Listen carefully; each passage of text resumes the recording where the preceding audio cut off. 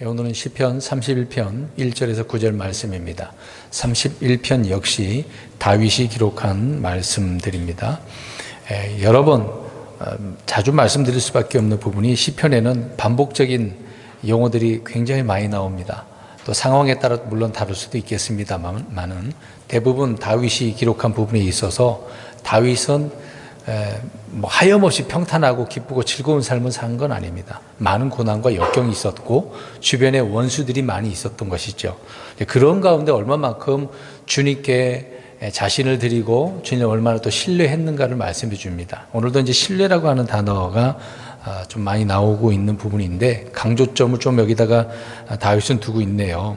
우리가 이제 중요하고 귀중한 것들은 나름대로 보관하는 그런 장소가 따로 있지 않겠습니까? 그런 것처럼 우리의 믿음, 우리의 신뢰는 항상 어디에 둬야 된다라고 할 때 오늘 다윗이 1절에 언급을 하고 있는 것처럼 내가 주를 어떻게 하겠다? 신뢰한다. 근데 이 신뢰가 사람에게 있는 게 아니에요. 나 자신에게 있는 것도 아니고 또 내가 권력을 갖고 있으니까 어떤 통치적인 부분, 나라에 대한 부분이 아니라는 얘기죠. 다윗은 철저히 하나님과 자신의 그 관계 속에서 다른 거 둘째치고 하나님과의 그 관계를 어떤 관계라고 의미하고 있는지를 쭉 말씀을 해주고 있습니다. 이게 신뢰의 관계인데 자신이 주를 신뢰한다라고 말씀을 하고 있는 거죠. 그러니까 다윗의 믿음과 다윗의 신뢰는 오직 주께 있다라는 것을 알 수가 있죠. 그러나 주를 신뢰하지 않는다라고 하면 결론적으로 표현한다면 주를 신뢰하지 않으면 망하는 거죠.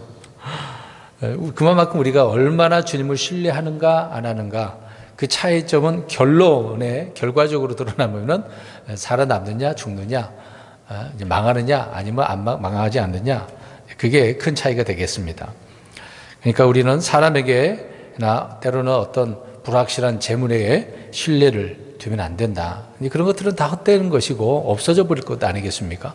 영원토록 살아계신 하나님께 신뢰를 두는 사람이 돼야 되는 거죠. 계속해서 1절 보시면 그러니까 주님을 신뢰하면 무엇을 당하지 않는다 이야기합니까? 수치. 그러니까 수치 당하지 않으려면 누구를 신뢰해야 된다.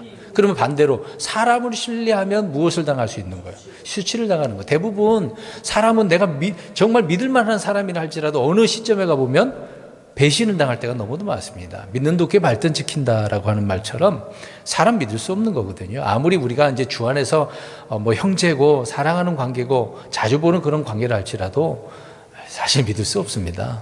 어느 시점이면 마음이 돌아서면 배신할 수밖에 없어요. 가족들도 부모와 자식 간에도 문제가 있는데요. 그걸 어떻게 다 우리가 신뢰한다라고 할 수 있겠습니까? 전적인 신뢰의 대상은 주님이다라고 오늘 다윗은 그래서 나의 신뢰를 주님 앞에 두겠다라고 하는 의미로 이야기를 하고 있는 거죠. 그러니까 언제든지 우리 믿음도 그렇고 마음도 그렇고 소망도 그렇고 다 주님께 둬야 된다라는 것을 오늘 1절 말씀을 통해서 알 수가 있습니다. 그래서 수치를 당하지 않고 싶으면 주님을 신뢰해야 된다라는 것을 언급을 하고 있는 거죠. 다른 것은 이제 필요가 없는 것입니다.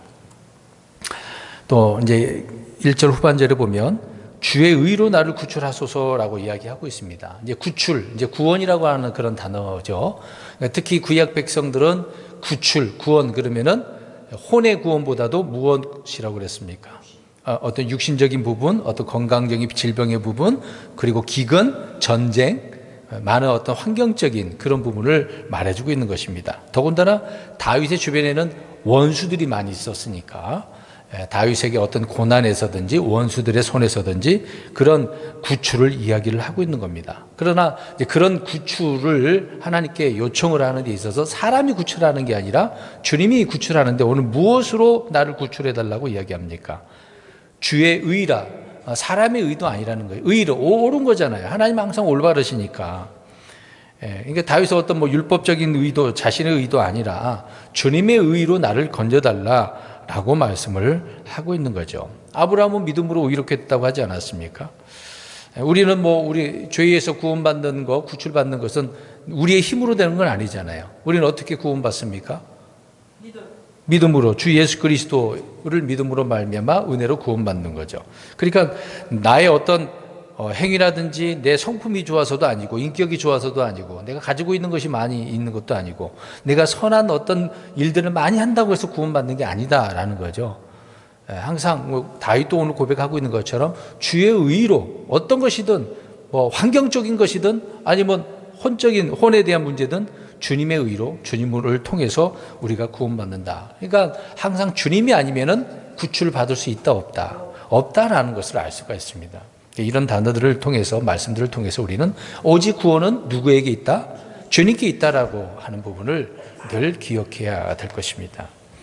2절 보십시오. 주의 귀를 내게 기울이사 속히 나를 구출하소서. 주께서는 나의 견고한 반석이 되사 나를 구원할 방벽의 집이 되소서. 계속 이제 간구를 하고 있습니다. 주님 앞에 간구할 때 주님의 귀, 그러니까 내가 지금 기도하니까 귀를 기울여 달라.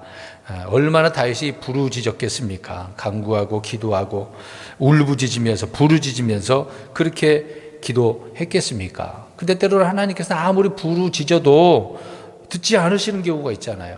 그 기도를 해도 나는 이렇게 받들어 올리지만 주님께서 받아주시지 않을 때도 있지 않습니까?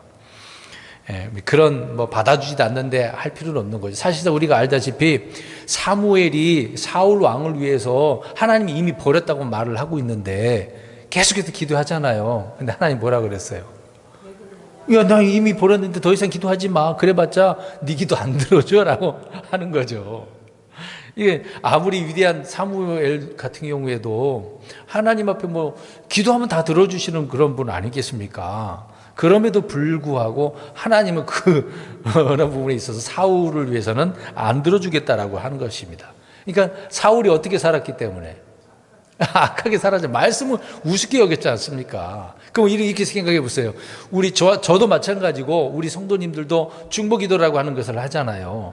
그러면은 물론 그 도움을 위해서 저 혼을 위해서 도와달라고 하나님 앞 기도하는데 아무리 내가 그렇게 하더라도 저 상대방 그 사람이 하나님 앞에 신실하게 또 마음도 있지도 않고 신뢰하지도 않는다고 한다면 육신적인 삶을 산다고 한다면 내 기도가 응답이 되겠습니까?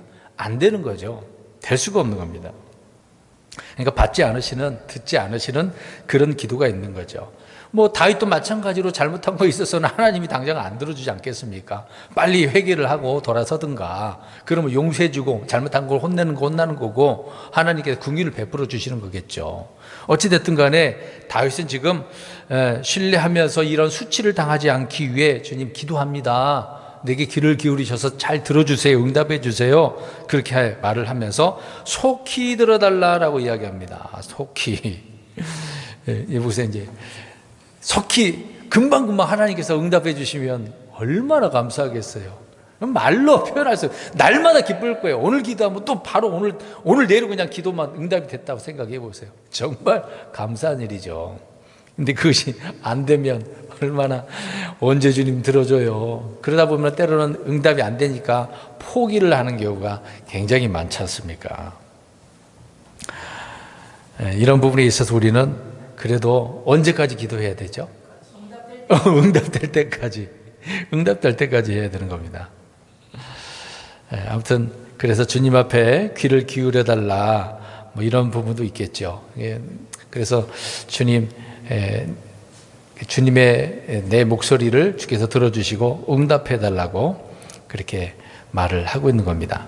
그러니까 우리는 먼저 나는 주님의 목소리 이걸 내가 주님의 목소리를 또 들어야 되는 거잖아요. 근데 그 듣지도 않고서 하나님 내 목소리부터 먼저 들어달라고 하면 어떻게 했습니까? 그것도 말이 안 맞는 거죠. 그러니까 주님의 말씀을 듣고 우리가 주님께 기도를 해야 되는 거죠. 말도 듣지도 않으면서 이거 해달라고 그러면 누가 좋아하고 들어주겠습니까? 말이 안 되는 거죠. 아무튼 속히 나를 이런 부분 속에서 구출해달라고 하면서 구원을 위한 그런 기도가 되겠죠. 앞에서 말씀드린 것처럼 어떤 전쟁이나 기근이나 역병과 가난에서 원수들의 손에서 어떤 고통에서 건져달라고 하는 그런 의미로 지금 말씀을 하고 있습니다. 이제 쭉 뒤에서도 나오지만 역경, 고난, 고통에 대한 이야기가 계속해서 나오고 있습니다. 우리 이제 다니엘을 좀 잠깐 이 부분에 대해서 생각해 보면 사자굴에서 건진 받았잖아요. 근데 잘 보세요. 이제 그러기 전에 사자굴에 들어가기 전에 기도했어요, 안 했어요? 근데 그 기도하는 것 때문에 누명 쓰고 사자굴에 들어간 거 아닙니까? 사자굴에 그냥 들어갔나요? 이유가 있었죠. 왜 들어간 거예요? 금방 말씀드린 것처럼.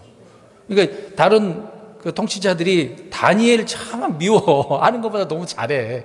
기분 나쁘니까 어떻게든 모함 해가지고 왕한테 죽이도록 그런 명령 내는 거 아닙니까? 그래서 사자굴에 들어가면 사자가 어떻게 해준가? 뼈도 못 추리게 그냥 잡아먹게 하려고, 죽이게 하려고 했지 않습니까? 자, 이런 부분에 있어서 어떻게 하겠어요? 우리 기도하면 내가 죽을 수도 있는데 어떻게 해야 되겠습니까? 그래도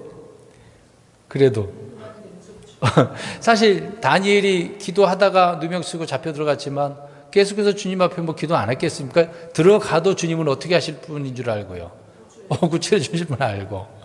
다니엘의 세 친구도 그러지 않아요. 그들은 금신상에 절하지 않다가 용광로에 누명 써서 던져지지 않았습니까? 그럼에도 하나님께서 살려주실 줄 믿고 또 왕 앞에나 사람들 앞에 선포를 하잖아요. 구출을 받았습니다. 다윗도 마찬가지로 사울 왕의 손에서 구출을 받았죠. 전쟁에서 얼마나 많은 전쟁과 그 원수들이 있었겠습니까? 거기에서 구출을 받았던 거죠. 그래서 속히 나를 구출하소서, 구출을 받고 승리한 그 기쁨을 누리게 되었던 것이죠. 또 우리는 이미 죄에 대해서 구출을 받았습니다만은 그럼에도 육신적인 환경적인 여러 가지가 있으니까 때로는 어떤 심리적으로 문제가 있을 수도 있고 어떤 질병에 걸렸을 수도 있고, 그럴 때마다 우리는 어떻게 해야 되겠어요? 이렇게 구출해달라고, 건져달라고, 이제 고쳐달라고 뭐 그런 의미가 되겠죠. 문제를 해결해달라고, 이제 그런 의미로 우리는 기도하는 것입니다. 왜요? 주님이 구원자, 구출자이시니까. 그래서 오늘 다윗은 그런 부분 속에서 말씀을 하고 있는 겁니다. 계속해서 2절 후반절을 보면 주께서는 나의 견고한 뭐가 된다 그래요. 이제 반석, 이제 돌이잖아요. 돌이잖아요. 돌은 튼튼합니까? 흔들립니까? 그런 거 아니잖아요. 항상 움직이지 않고 견고하게 있는 것을 말하고 있는 거죠. 우리 주님이 견고한 반석이다. 흔들리지 않는 분이다. 주님께 이 반석에 우리가 세워지면 흔들림이 없겠죠. 그리고 나를 구원할 방벽의 집이 되소서라고 하네요. 그 집도 방벽의 집이네요. 구원할 방벽의 집. 그 집이 방벽, 둘러싼 어떤 돌로, 반석으로 둘러싸고 있다면 튼튼한 거잖아요. 그렇죠? 그러니까 주님이 나의 그런 반석이 되달라고, 돌이 되달라고, 방벽이 되게 해달라고 그렇게 이야기를 하고 있는 겁니다. 이제 하나의 이제 시적인 표현이 되겠죠. 이제 내가 몸이라고 한다면 주님은 뭐가 됩니까? 우리는 주님 몸된 교회지만 주님은 머리가 되는 거죠. 이제 그런 의미로 반석, 돌이 되게 해달라라고 하는 부분인 것입니다. 그래서 우리는 나의 어떤 인생의 삶의 그 기초에 또 반석이 우리 예수님이 되어야 된다. 그러면 예수님께서 마태복음 7장에 이야기한 것처럼 아무리 뭐 홍수가 나고 태풍과 막 바람이 분다, 집에 부딪혀도 무너져요, 안 무너져요? 안 무너지는 거죠. 그러니까 오늘 다윗은 이런 부분입니다. 주변에 많은 환경적으로나 원수들이 있습니다만은 주님이 반석이 되고 방벽이 되니까 흔들릴 수가 없다라고 하는 그런 의미로 말씀을 하고 있는 것입니다. 사실 시편에 이런 내용들이 얼마나 많습니까? 좀 전에 우리 찬송도 불렀잖아요. 그래서 그런 찬송곡을 골라서 불렀는데, 우리는 쉽게 그런 성경 기록된 말씀과 찬송을 통해서 노래를 부르지만 실제 삶 가운데 다윗처럼 이런 어려움을 당하면 잘 모를 때도 많고 굉장히 힘드니까, 괴로우니까 다른 것을 또 의지할 때가 많은 거죠. 우리는 그럴 때마다 돌아서서 오늘 다윗처럼 이런 마음을 갖고 주님은 나의 반석입니다. 능력의 반석입니다. 구원의 반석입니다. 힘의 반석이십니다. 항상 이것을 생각하고 흔들리지 않도록 해달라고 하는 이런 기도를 다윗처럼 하는 저와 여러분들이 되기를 간절히 바랍니다. 3절 말씀 보겠습니다. 주께서는 나의 반석이시며 나의 요새시니, 계속 반석 요새 나오네요. 그러므로 주의 이름을 위해 나를 인도하고 지도하소서. 2절에 반복적으로 반석 이야기가 나오고 또 방벽의 집이 있는 여기 요새라고 하는 단어가 또 들어갔습니다. 근데 주님께서 나를 인도하고 지도해달라고 하면서 앞에 무엇을 위해서라고 표현하고 있습니까? 그렇죠. 주님의 이름을 위해서라고 이야기하고 있네요. 건져주세요, 인도해주세요, 지도해주세요, 나를 빼내주세요. 그렇게 이제 주께 기도하면서 주님의 이름을 위해서라고 이야기하고 있습니다. 자신의 이름을 위해서도 아니고. 그러니까 이렇게 생각하시면 돼요. 저 여러분들이 병 걸렸어. 근데 그 병을 주님께서 고쳐줬어. 누구를 위해서 고쳐주신 거예요? 금방 얘기 오늘 이 구절처럼 주님의 이름을 위해서. 하나님은 그런 것도 그렇게 드러나기를 원하고 있는 거죠. 근데 우리가 고침받으면 어떻습니까? 약 잘 먹어서 병원 의사 손길이 참 좋아가지고요. 의사 잘 만나가지고요. 물론 실제적으로는 그렇게 보이잖아요. 근데 우리는 나를 고쳐주신 분이 누구라고 강조를 합니다. 주님이. 그럴 때 주님은 자신의 이름을 위해서 우리에게 그렇게 도와주시고 인도해 주시고 지도해 주신다라고 말씀을 하고 있는 겁니다. 그러니까 반석이 되시고 요새가 되어서 지켜주시는 그런 분이 내가 내 이름을 위해서 너를 이렇게 내가 지켜주는 거다, 보호해 주는 거다라고 말하고 있는 겁니다. 이제 그것을 알고 있는 다윗은 하나님께서 주의 이름을 위해서 그렇게 인도해 달라고 지도해 달라고 기도를 하고 있는 거죠. 철저히 주님의 이름을 위해서다라고 강조를 하고 있는 것입니다. 4절 보겠습니다. 그들이 나를 잡으려고 몰래 친 그물에서 나를 빼내소서. 주께서는 나의 힘이시니이다. 그러니까 앞에서 이야기한 것처럼 그들이 그랬으니까 누구겠어요? 원수들이잖아요. 원수들, 적들. 그러니까 이들이 지금 다윗을 잡으려고 그물을 쳤는데 그 그물도 몰래 친 그물. 예전에 오래전에 설교한 적이 있네요. 그물에 대해서. 사실 우리가 바다나 개울가 같은 곳에 가서 이제 낚시꾼들이 있잖아요. 어떤 낚시대는 낚시 바늘이나 아니면 이제 그물 던져서 고기를 잡잖아요. 이제 그걸 생각해 보세요. 그러니까 사냥꾼은 누구든 이렇게 뭔가 잡으려고 하는 것이 그물이지 않겠습니까? 그러니까 원수들은 다윗을 이렇게 여러 번 잡으려고 했다라는 것을 알 수가 있습니다. 우리가 잘 알고 있는 내용이죠. 이제 그런 그물에서 나를 빼내서서 아무리 그물로 이렇게 쳐서 내가 거기에 잡혔다 하더라도 주님께서 도와주셔서 어떻게 하는 겁니까? 빠져나오는 거죠. 왜요? 주님은 나의 힘이시니까. 나는 힘이 없어서 잡힌다 하더라도 주님께서 힘을 주셔서 또 주님의 힘으로 거기에서 빼내달라고 이야기하고 있는 겁니다. 그러면 이렇게 또 생각해 보겠죠. 사람의 힘으로 못 나올 수도 있는 거잖아요. 물론 도와줘서 나올 수도 있는 거 아닙니까? 그러나 다윗은 누가 그렇게 해달라 하고 있는 거예요? 주님께서 해 주십시오 라고 이야기를 하고 있는 겁니다. 마귀는 항상 울부짖는 사자처럼 삼킬 자를 찾고 있고 때로는 씨를 뿌리는 데 있어 가라지를 뿌리잖아. 주님은 씨를 뿌리지만 이 마귀는 가라지를 뿌려가지고 또 살며시 다가와갖고 빼앗아가고 훔쳐가고 이런 게 마귀가 아니겠습니까? 이런 것들을 생각해 보면 요셉을 팔아버린 자들이 누구였습니까? 요셉의 형제들이었잖아요. 못됐죠. 우물에 가두었다가 이집트로 가는 상인들에게 팔아버렸고 상인들은 노예로 또 팔아버렸고 또 하만도 생각해 보세요. 모르드게와 유대인들을 잡으려고 몰래 그물을 쳤다라고 이야기를 하고 있잖아요. 그래서 전도서에도 9장 12절에 보니까 마귀가 친 그물에 잡혀서 피할 수 없었던 그런 그물이라고 표현도 하고 있거든요. 그러니까 이런 그물에 잡히면 빠져나올 수가 없어요. 우리가 아무리 예전에 우리 아영이랑 애들이랑 놀이를 한 적이 많아요. 제가 꽉 잡고 있으면 10실 동안 한번 빠져나가봐라. 그런 적이 많이 있거든요. 이제 그런 장난을 해보면서 한번 힘을 써보라고 빠져나가보라고 하는 경우를 많이 해봤는데 근데 어떤 아이는 빠져나가고 어떤 아이는 못 나가고 그러니까 제가 힘 조절을 좀 해주는 경우가 있죠. 덜 힘줘서 빠져나가보라고 한번 힘써보라고 그런 부분도 많이 있었던 경험이 나긴 하네요. 근데 꽉 그렇게 힘을 주고 묶어버리면 못 나오는 거 아니겠습니까? 이게 사악한 자들의 그물은 그런 그물이에요. 마귀가 한번 덫을 놓으면 빠져나오기 힘들잖아요. 마귀의 유혹에 한번 넘어가 보세요. 빠져나오기 힘들어요. 근데 누가 거기서 빼내달라고? 주님이. 오늘 그래서 다윗은 4절에 그렇게 이야기합니다. 나를 거기에서 빼주세요. 주님께서 나의 힘이 되지 않습니까? 그 그물이라고 하는 것은 다른 표현으로 어떤 고난이 될 수도 있고 재난이 될 수도 있고 시험이 될 수도 있고 많은 역경이 될 수 있지 않겠습니까? 마귀의 올무와 그 함정이 빠지게 되어지면 모든 믿음의 사람들은 다윗처럼 어떻게 해달라고 그래야 돼요? 나를 빼내주세요 라고 어려운 부분은 아닙니다. 언제든지 막 속임수로 거짓말로 속이니까 우리는 그런 부분에 있어서 속임도 당하지 말아야 되겠습니다만은 당한다 할지라도 주님께서 빼내달라고 해야 되겠죠.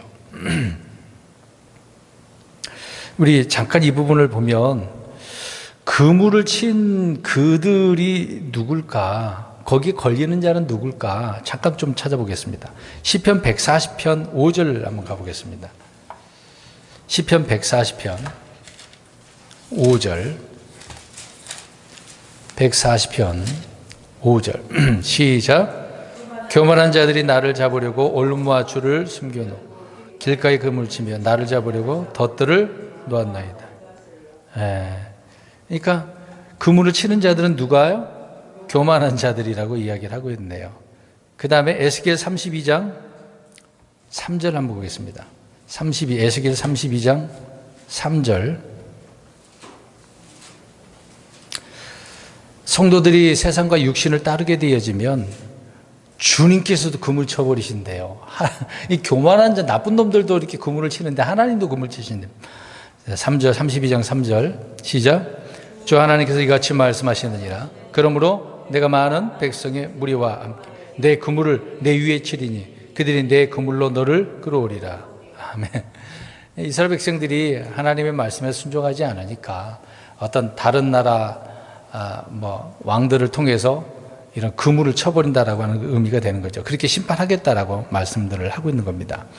그 다음에 호세아서 7장 12절 가서 보겠습니다. 그래서 이스라엘은 하나님이 친 그물에 걸려서 잡혀갔어요. 그런 내용을 언급합니다. 7장 12절 호세아 7장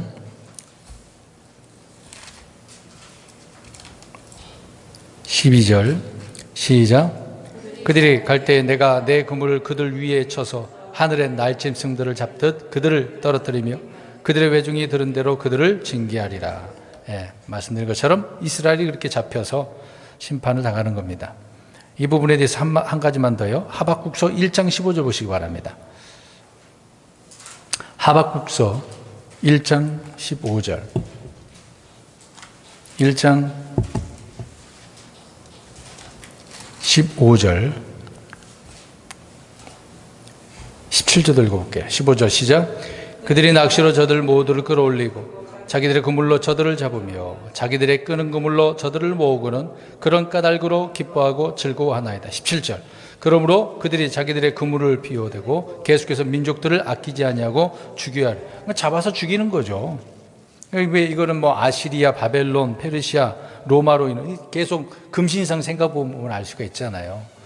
역사적으로 그렇게 이스라엘 백성들이 그물에 잡혀서 죽임을 당하는 경우가 많았다는 거죠.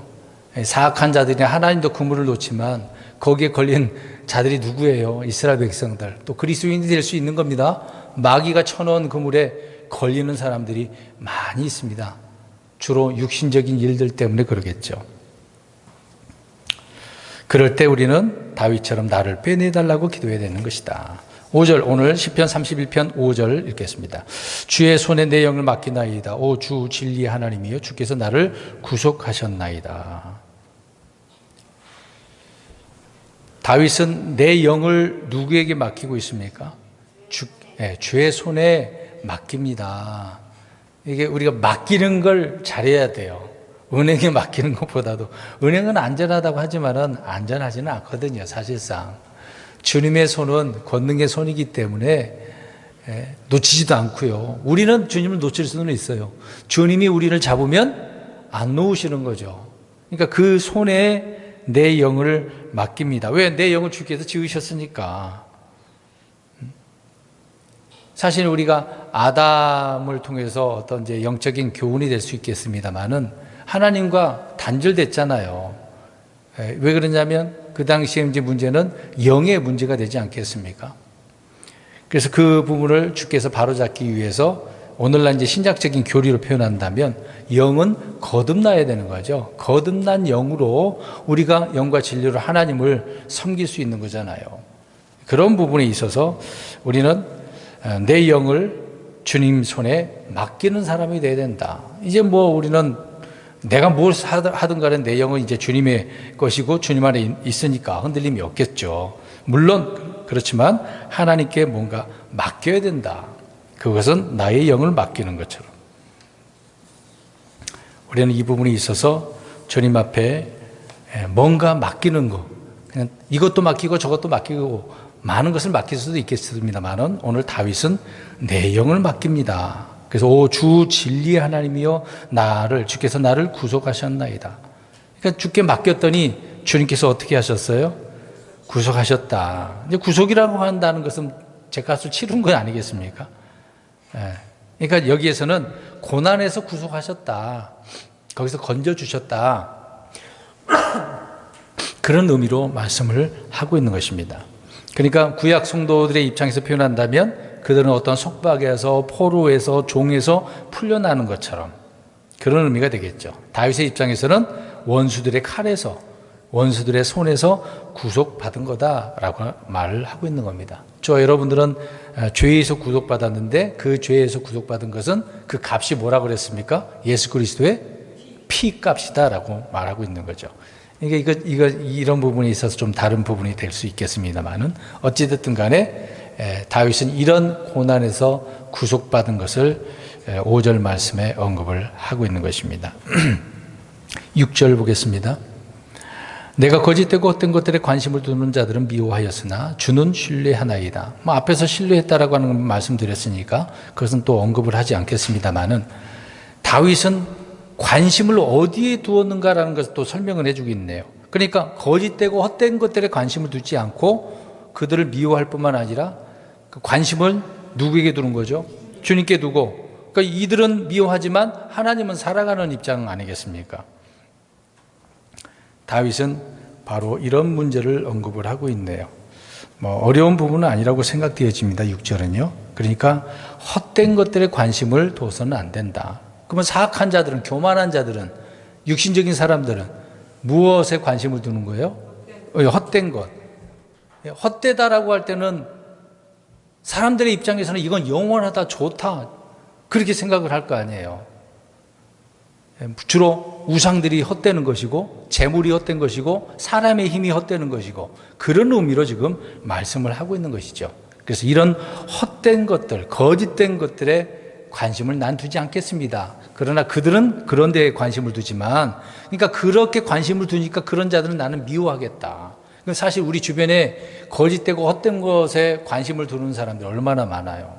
불신자들은 뭐 말할 필요도 없고 그리스도인들도 마찬가지로. 그러니까 하나님이 헛되다라고 하면 관심을 두지 말아야 되는 거거든요. 미워해야 되는 것 아니겠습니까? 근데 거기에 관심을 두고 더 사랑하는 경우가 많죠. 좋아가지고. 저번에 일요일 날 출애굽 그 사건 이야기했습니다만 개구리, 피, 내가 몇 가지 말씀드리지 않았어요. 그러니까 오늘 문제를 해결해 주려고 말을 하고 있는데 파라오는 언제? 내일이라고 이야기하잖아요. 그러니까 계속해서 이 죄라고 하는 것에 나랑 함께 있고 싶다라고 하는 의미로 파라오가 그런 것처럼 많은 사람들이 그러는 거예요. 오늘만, 조금만 이런 식으로 놔주질 않는 거죠. 주님은 빨리 그걸 미워해버려. 관심 두지 말라고 이야기하고 있는데 사람들은 하나님 그래도요. 그것이 우리 인간이죠. 그런 문제로 6절에 다윗은 그런 것을 관심을 두지 않겠다라고 이야기합니다. 7절 내가 주의 궁의를 기뻐하고 즐거워하리니 주께서 나의 고난을 깊이 살피사 역경에 처한 내 혼을 아셨나이다. 다윗은 주님의 궁의를 기뻐하고 즐거워했다고 이야기하네요. 희한하네요. 궁율? 왜 그럴까요? 주께서 이렇게 내가 어렵고 힘들고 그럴 때마다 기도하고 나를 불쌍히 여겨주시니까 그런 주님의 궁기를 얼마나 기쁘겠어요. 사람에게 제발 도와주세요, 불쌍히 여겨주세요. 도와주는 것은 흔하지는 않지 않습니까? 근데 누군가 나를 도와줬다고 생각해보면 정말 감사하고 기쁘잖아요. 그 사람에게 뭔가 해주고 싶고. 그런 것처럼 다윗이 주님의 긍휼을 받아봤으니까 아니까 기뻐하고 즐거워한다라고 이야기합니다. 주께서 나의 고난을 깊이 살피시고 역경의 전대혼을 아셨기 때문이다라는 것을 또 알 수가 있는 거죠. 그러니까 고난과 역경을 주께서 그 문제를 해결해 주셨으니까 정말 기쁘고 감사하다라고 이야기하고 있는 겁니다. 성도들에게 있어서 기쁨과 즐거움은 늘 주님을 통해서 나오는 것이니까요. 항상 기뻐하라, 모든 일에 감사하라. 이게 주님의 명령 아니겠습니까? 항상 기뻐하라고 그랬는데 우리가 어떻게 항상 기뻐하나요? 그러니까 기쁨은 누구 열매죠? 성령님의 열매죠. 우리는 내 열매라고 생각해요. 내가 막 기쁘면 그게 성령님의 열매라고 생각하는데 그렇지 않아요. 힘들고 어려운 상황 가운데서 이런 기쁨이 나온다고 한다면 정말 성령님께서 기쁨을 주시는 거겠죠.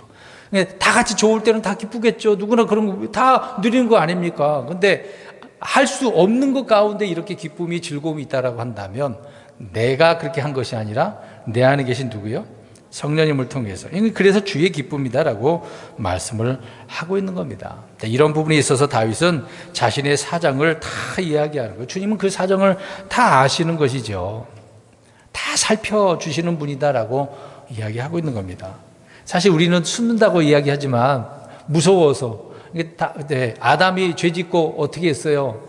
숨었어요. 근데 하나님은 그것도 다 알고 계시고 쳐다보시는 거잖아요. 살피신다라고 표현을 하고 있는 겁니다. 그러니까 그런 부분에 있어서도 오늘 다윗이 받은 고난, 역경 주님께서 다 살피시는 거예요. 저와 여러분에게도 이런 일이 있지 않습니까? 말로 표현할 수 없고 누구에게 말할 수도 없는 이런 일들이 있을 거 아니에요. 실제 다 알고 있는 것도 있을 것이고, 그렇지만 하나님의 자녀가 이런 역경을 당한다면 주님께서는 다 알고 계시고 보고 계신다는 것을 알 수가 있다는 것입니다. 그러니까 이런 부분에 있어서 우리는 그래서 더욱더 주님을 신뢰해야 되겠죠. 주님께서 이런 문제를 더욱더 속히 문제를 해결해 달라고 다윗처럼 기도를 해야 되는 것입니다. 8절, 또 주께서 나를 원수의 손 안에 가두지 아니하시고 내 발을 넓은 곳에 세우셨나이다. 자, 이것은 누가 그렇게 하셨다는 얘기예요? 주님께서 하셨다. 주님이 행하신 일들이 얼마나 많겠어요. 자, 이렇게 주님께서 행하신 사실들을 알고 주님을 더욱더 신뢰해야 되겠죠. 넓은 곳에 세우셨다고 하네요. 내 발을. 그러니까 넓은 곳 아니고 좁은 곳에 내 발이 서 있다고 한다면 어떻습니까? 넘어질 수도 있고 불안할 수도 있잖아요. 근데 주님은 안전하게 해주겠다 그 얘기를 하고 있는 거예요. 걱정하지 마. 내가 책임져 줄게. 그런 면에 있어서 넓은 곳에 막 뛰어다녀도 되잖아요. 눈 감고 다녀도 되잖아요. 넓으면은. 사실 우리가 지나가는 맹인들, 소경들 보잖아요. 막 저도 가끔 가다 실험을 해보거든요. 그런 분들 딱 보면은 저도 모르게 그냥 눈 감고 한번 걸어봐요, 속으로. 근데 멀리는 못 가요. 왜요? 넘어질까봐 걸려서 딱 옆으로 갈까봐 사고 날까봐 불안하잖아요. 근데 아무것도 없이 다 넓다라고 생각해 보세요. 그럴 때 눈을 감고 막 뛰어도 어떻습니까? 실험 안 해보셨나요? 운동장에 가서 뛰어보세요. 아무것도 없는 그 운동장에 눈 감고 한번 뛰어보세요. 어떻겠습니까? 안 넘어질 거야. 넘어질 수 있겠죠. 휘청거리면 균형이 안 잡히니까. 근데 안전하다 그 얘기죠. 그만큼. 주께서 또 원수의 손에 가두지 않는다라고 하네요. 거기서 구출하셨기 때문에 그렇다라고 말씀을 하고 있는 것입니다. 마지막 9절, 오주여 내가 고난 중에 있사오니 내게 궁휼을 베푸소서. 내 눈이 고통으로 침침해졌으면 참으로 내 혼과 배도 그러하나이다. 계속 고난 이야기를 하고 있네요. 내가 이렇게 고난 중에 있었는데 그렇지만 주께서 궁휼을 베풀어 주세요. 눈이 너무나 고난을 당하니까 눈이 어떻습니까? 침침해서 잘 안 보여. 힘을 잃고 그러는 거죠. 그리고 또 혼도 배도 몸 육신적인 부분이 되는 거죠. 여기서 그러하다 그러니까 침침해졌다는 얘기가 아니라 고통 중에 있었습니다. 그 얘기를 하고 있는 것입니다. 그러니까 자신의 이 사정을 주님 앞에 이렇게 아뢰고 있는 것을 보게 되어집니다. 그렇게 아뢰을 때 주님께서는 응답을 하시겠죠. 얼마나 몸이 상하고 눈은 슬픔으로 야위었고 혼과 배도 그렇게 하고 있었는지를 설명을 하고 있는 겁니다. 정말 피곤이 넘치는 거죠. 뭐 먹는 것도 못 먹을 수도 있는 거고요. 그러니까 이런 부분에 있어서 유일한 치료책은 주님의 은혜, 주님의 긍휼밖에 없다. 그러니까 주님을 통해서 구출을 받을 수밖에 없다라고 말씀을 하고 있는 것입니다. 그래서 오늘 결론적으로 표현한다면 주의 손에 뭘 해야 돼요? 5절 말씀처럼 맡겨야 돼요. 맡겨요. 내 영도 맡기고 내 삶의 모든 문제를 다 맡겨야 돼요.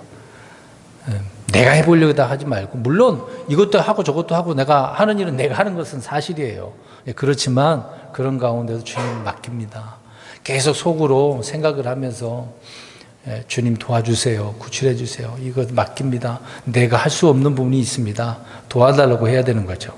자, 이런 기도를 통해서 응답이 넘치고 또 주님을 많이 경험하고 주께서 얼마나 풍성히 많은 일을 하셨는지를 깨닫고 살아가는 저와 여러분 되시기를 주의 이름으로 축원합니다.